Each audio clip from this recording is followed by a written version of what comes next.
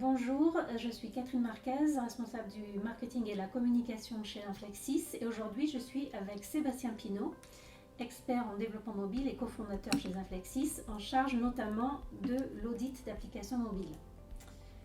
Alors Sébastien, est-ce que tu peux nous expliquer en quoi consiste l'audit technique d'une application? L'audit d'une application consiste à la disséquer, à l'examiner pour apprécier notamment son architecture, les langages, les technos, les outils de développement, les librairies tierces utilisées. Et s'il y a beaucoup de dépendances, on regarde si les éléments composant l'application sont à jour, s'ils sont maintenus régulièrement ou si les dernières mises à jour sont très anciennes. On mesure aussi la complexité de l'application, sa taille, on repère d'éventuelles fuites de mémoire ou des vulnérabilités.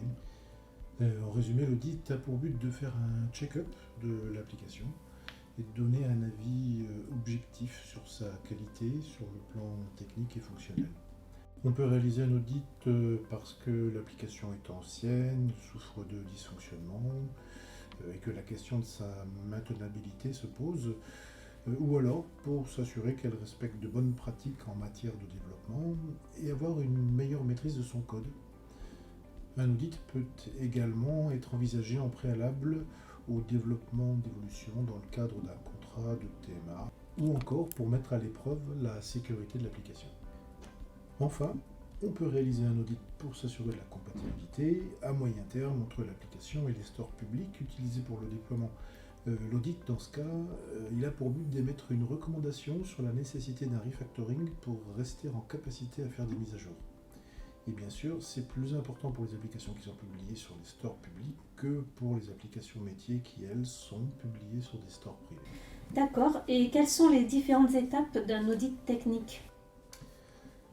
Alors, la première étape consiste à faire une analyse statique du code source de l'application, c'est-à-dire une étude de l'architecture logicielle et du code de l'application. Concernant l'architecture, on regarde comment l'application est construite, c'est-à-dire quel est le modèle utilisé pour concevoir l'application, MVC, modèle vue contrôleur, ou MVVM, modèle vue modèle ou autre. On s'assure notamment que tous les codes sont couverts par les tests unitaires, par les tests d'intégration et les outils d'intégration continue. Cela facilite le travail des développeurs pour maintenir l'application et la faire évoluer. Si l'architecture s'avère ancienne, cela peut compliquer sa maintenance et nécessiter d'envisager un refactoring pour mettre en œuvre des évolutions. Ensuite, on rentre dans le code de l'application. S'il s'agit d'une application hybride développée en JavaScript ou CSS, on examine notamment quelle est la proportion du code natif vis-à-vis du code hybride.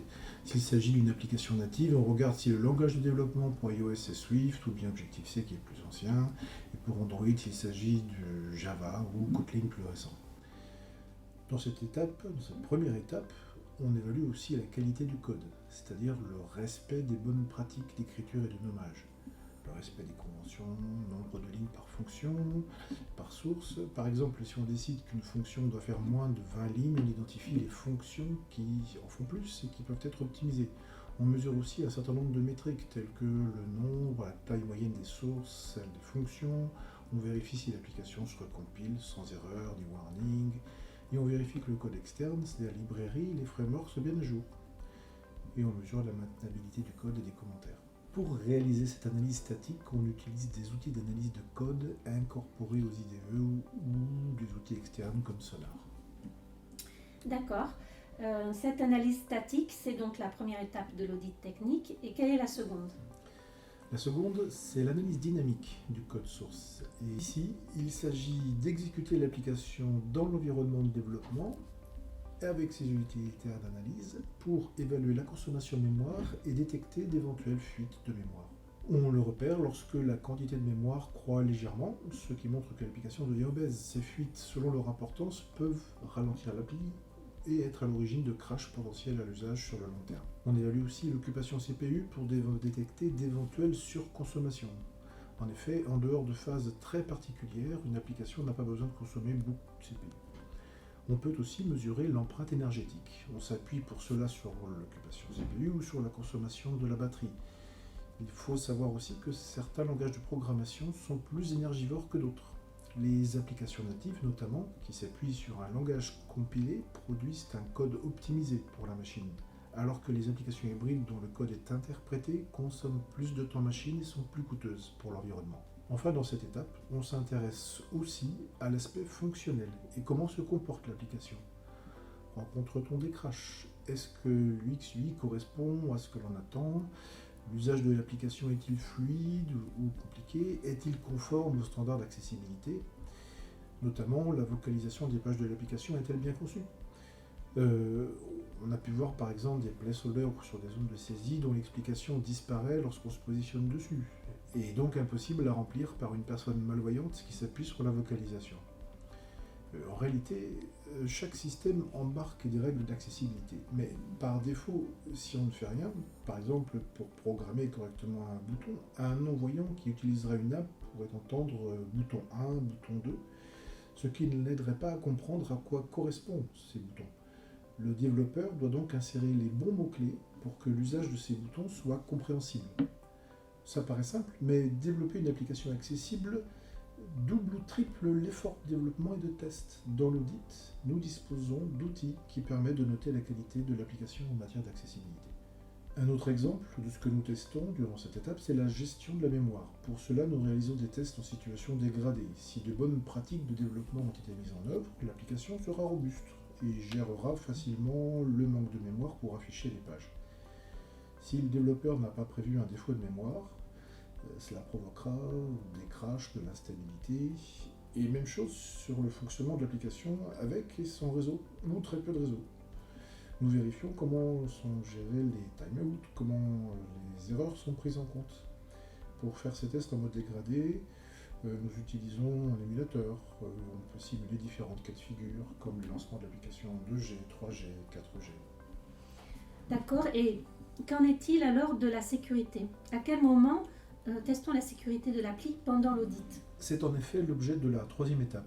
Nous effectuons une analyse de la sécurité globale de l'application en contrôlant la sécurisation des données stockées, le contenu des logs, le traitement des données sensibles telles que le mot de passe, la sécurisation des échanges avec le serveur, les sécurisations des opérations. Et nous vérifions aussi les bonnes pratiques en matière de sécurité, notamment sur les appels au web service, librairies, API, pour identifier d'éventuels trous de sécurité. En matière de sécurité, nous surveillons aussi les bases de données d'antivirus qui listent toutes les failles de sécurité connues et les patchs existants. L'audit peut aboutir à une alerte du type « Attention, vous êtes sensible à telle attaque et vous pouvez vous en prémunir en appliquant tel correctif. » Très bien. Et selon toi, en quoi est-ce important de mettre en œuvre un audit? Alors, le marché du mobile est tiré en avant par les constructeurs qui mettent à jour régulièrement les OS et les environnements de développement, sans compter les mises à jour de framework, de librairies.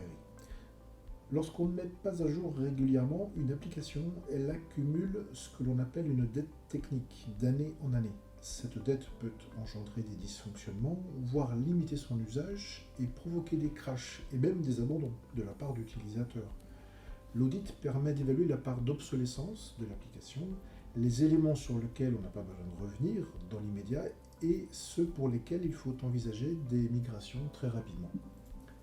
L'audit permet également d'établir un état des lieux dans le cas de la reprise d'une application existante avant de mettre en œuvre une TMA. Il permet de proposer des pistes de travail, des évolutions et de mettre en œuvre des actions de maintenance qui ne sont pas forcément visibles par le client mais qui sont nécessaires pour se prémunir de l'obsolescence dont je parlais précédemment. En résumé, on peut dire que de manière générale, l'audit permet d'anticiper sur du moyen terme pour des applications dont le cycle de vie se compte en années. Je précise que l'audit de sécurité est incontournable pour des applications comme les applications bancaires. Très bien. Et quel livrable est issu d'un audit? Et quelle suite donne-t-on à un audit? À chaque étape, déjà, nous avons vu que nous nous appuyons sur des métriques pour évaluer puis émettre des recommandations. Puis, nous regroupons ces recommandations dans un rapport d'audit. Ce rapport liste pour chaque phase tous les points positifs et tous les axes d'amélioration. Et pour ces derniers, il présente une évaluation en termes de gravité, mineur, majeur, critique, et de coût, léger, moyen ou important. Le niveau critique ne devrait jamais arriver et nécessite une réaction rapide. Pour les axes d'amélioration, différentes suites peuvent être proposées, du correctif simple au refactoring, lorsque les technos sur lesquels s'appuie l'application sont vieillissantes.